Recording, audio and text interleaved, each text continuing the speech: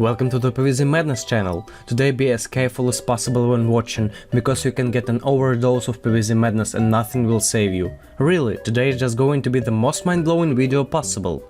Let's get to the point. The topic is this. It turns out that if you assign zombies level 500, then something strange begins to happen in the game. Almost all the mechanics are broken and we get a cold shower of madness. But what to tell? Support me with like and let's watch!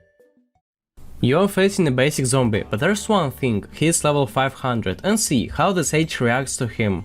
The enlightened zombie appeared, but the base zombie didn't go anywhere. Moreover, if I drop off the sage again, another enlightened zombie will show up. It's time to open a Buddhist monastery. But the monastery will have to wait, maybe better a factory for the methane production or whatever gases emits imp from the devil's spear. These imps can also be produced endlessly from one base zombie. So such plans do not eliminate it anymore, 500 level changed reality. It turned out that Chomper cannot swallow the most ordinary dead guy of level 500. He bites the zombie as if it was gargantua, although at the end it seemed that he wanted to swallow something, but he was eaten himself. And the poor Toad falls into a trap. She pulls the zombie with her tongue and instead of hitting it in the mouth, the zombie instantly ate the Toad herself. Now these zombies are terribly ravenous creatures. However, there is one character among the plant eaters that can kill such a dead guy. I'm talking about Grip, but it doesn't swallow zombies. After her bite, the zombie just stands there in a daze and does nothing. Nevertheless, Grip does chew something in her mouth, and if we wait a bit, we see that it turns out that she got the zombie's head from somewhere, although the bitten zombie has it in place. Now both zombies are paralyzed and nothing happens. Neither of the deceased reacts to anything and the plants don't trigger on them too. Iceberg Lettuce, for example, doesn't freeze these zombies, and after a while the game just signals us to win the level. So we can conclude that the Grip's bite still destroys this super promoted dead, although visually they look like alive. That's just wildness. But if you think that's the end of Grip, you're very wrong, because we still need to check the result of your meeting with Medusa. Here too we are waiting for a repeat of the situation with simple zombies, but it was important for me to check the effect of the level 500 Medusa head speed on the zombies. The base deadman is approaching and the spitting moment is about to come. Medusa's head flies and we have something similar to a madness with Sage. A block of stone was created but the zombie is still alive, though he was beaten by Grip and the zombie is out of the fight. I think this is first rate PvZ madness. Okay, so far only Grip is stopping these mutants. What if you poison them? For example, if you take a shadow shroom, the zombie has a poisonous mask on its face and it doesn't seem to bother it in slightest. He walks alone and doesn't react at all. What about Puffball? Now both zombies are poisoned, one even twice, but even so, neither of them is going to die. They walked all the way across the lawn, and by the end one even had the poison out of his face, so I let them get to the mover and guess what? Even that didn't stop them, and in some unimaginable way the mover returned the poison to the face of the first zombie. In the end they just ate our precious brains. Okay, since I can't kill the simple zombies, I'll try to deflate the flying ones. I prepared a clover against two zombies on jetpacks, and then it turned out that only one of the two was blown away. Oh crap, the second one wasn't blown away either, he just got blown and then came back. The thing is, level 500 flyers are blown away once after Clover's attack, and then they come back and you can't even move them after that. I already feel a too high concentration of madness in my blood. But there is a plant that works 100% against such zombies. This is Hypnus Room. If the zombie eats this plant, it will come over to our side, despite the fact that it's such a high level. However, don't even try to give the shroom a boost. After that the mushroom will spawn in a light gargantua, but the zombie that ate it will remain your enemy and won't disappear. You don't need that kind of trouble. Hypnus Room's colleagues in the hypnotic department also work well against level 500 zombies. Cauliflower easily recruits the dead with its mental shot. And Magic Mint instantly makes enemies turn away, and this will all come in handy very soon for uncovering even crazier wildness. But let's go in order.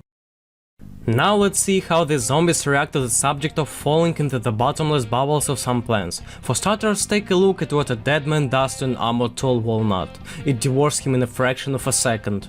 Remember it. Now we land the olive pit. The subject steps on it, falls through, and his head even falls off. Seems to have found the right way to destroy these things. But wait, have a look at that walnut behind the hole. What? Where? I assure you it's not a montage, the nuts are disappearing one by one. Now remember the beginning of the test. Those nuts are being snapped like seeds by the zombie, and he's responsible for the disappearance of the nuts now. Let me explain. It turns out that after falling into the pit, these zombies become invisible and quietly walk on the lawn, and we don't even know it. But that's not all. An invisible zombie can now gobble up a gum nut without getting dirty in the goo. He can even get past the ghost pepper with ease. This is crazy squared away. Usually after this I say goodbye to everyone, but we still have the most important thing ahead of us, so you can imagine how crazy today is. Checking out the other plants that can pull zombies underground. Shadow Pea and Primrose on the flanks, with nuts in the back to fix the dead man's presence. Both plants worked flawlessly, but both zombies turned invisible again and attacked the barriers. They're still on the lawn, I'm even a little scared. Now attack the central one with Shadow Mint and notice Hyalalic teleports appeared under the invisibles as well. Apparently they have been pulled underground again, and whether or not they have returned a second time is up to the walnuts to find out.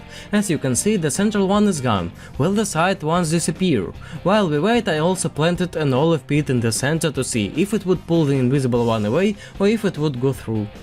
In the end, the nuts remained standing, which means that after all the invisibles were finally defeated this time, but the pit didn't work as well as the Shadow Mint, and the invisible zombie in the center passed into the house, and the mover didn't notice him either.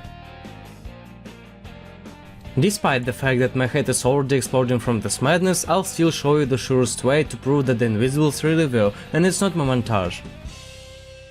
So, what do you think of this? The invisible troglobite keeps pushing the blocks. Now I'll go back to what I said a few minutes ago about hypno plants.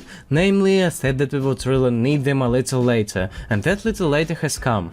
These plants can detect the presence of even invisible zombies. For example, the cauliflower, though it can't hypnotize a transparent zombie, but with its mental impulse it can determine the location of an invisible zombie. The cloud of hypnotic energy rushes from side to side like a madman, but fails to achieve its goal. On the other hand, the cauliflower's ult can throw the zombie out even without knowing its coordinates. The troglobite is clearly gone, signaled by the self-destruction of the ice blocks. Only here is also a strange point. Usually imps in this case immediately die, but these level 500 were able to survive the unfreezing and went on the attack.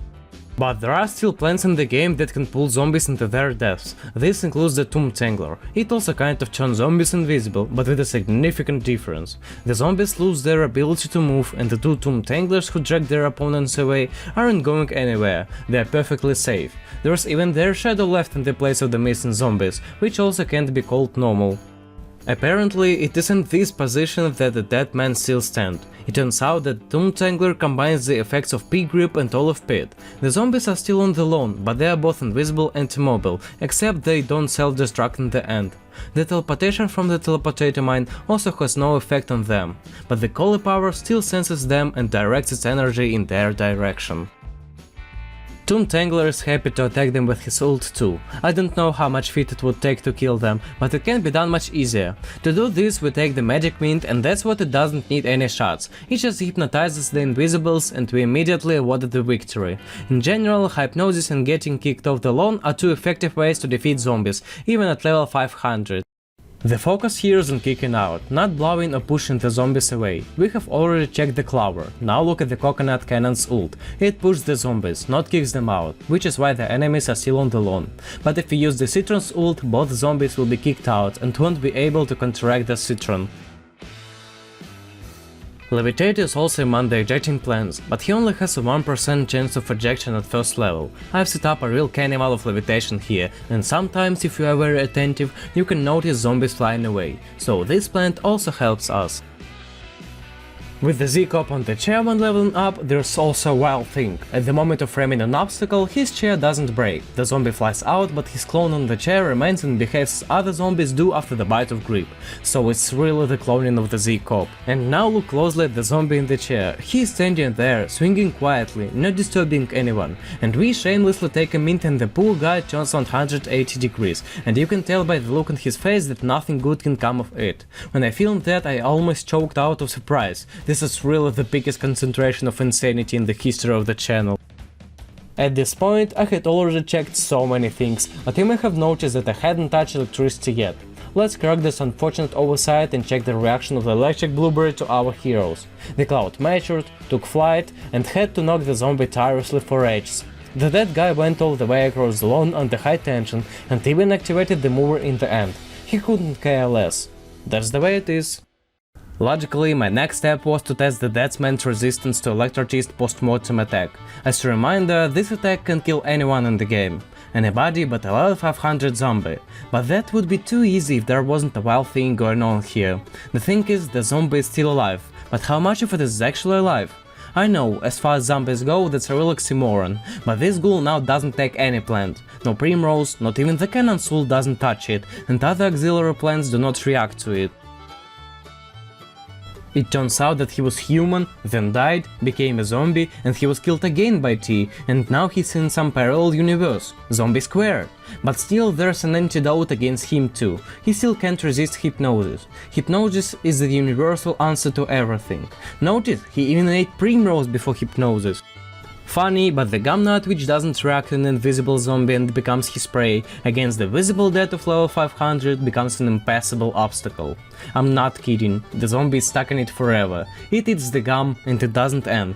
This is where my logical skills are totally powerless. I can't explain it, but the zombie will continue to eat until I turn off the game. We are nearing the end of this video and I couldn't check out focus quirkers. In general, nothing unusual was done by this magical plant, but there are several teleportations in the game. One of them is the teleportator mine. It didn't teleport the invisible, but the tangible zombies easily, though the power of the explosion wasn't enough to destroy it. And would Chili Bob have enough of his beanbag stuff to give the dead guy a deadly irritation? Actually, it was enough. True, there was a repeat of the pig-grab effect, with the zombies seemingly alive but seemingly not interacting with surroundings. I suspect it would have disappeared soon enough, and we would have won, but I didn't wait for that, so I put a bramble bash under the poor guy's feet. The shrub grabbed it with a dead grip and I went to drink tea. Yeah, I'm not kidding, I went out for a snack, came back and the bramble bash was still spiking the poor. I don't know how much HP he had, but I have never waited him to die. Here we are at the end of the video and I left the last thing I like the most. This handsome guy with a lot of iron jewelry in his head is about to be the creator of the craziest thing on the channel. We take a magnet and rip the punk's head off his shoulders. Contrary to the expectation, he didn't fall over and didn't even move an ear at the torn head. By the way, you can even put him in combat with his counterpart. Always wanted to see a headless zombie bite another zombie? No, it's just so beautiful, I'm just ecstatic. If you're a fan of PvZ madness, you just have to appreciate this craziness and like it. Well, that concludes today's video. I really think it's the craziest on the channel. Hopefully someday we will find even tougher madness and I'll be sure to film it. Bye everyone, see you in the next video. Wait, I just can't stop healing from this thing. Look what happens when you put a headless punk in front of a hypness room under the ult. It's just a lot of nonsense. A hypnotized gawk appears out of nowhere and smacks the headless punk in the missing head with a pole. So I overdose of the madness and go to a psychiatric hospital. Bye bye everyone!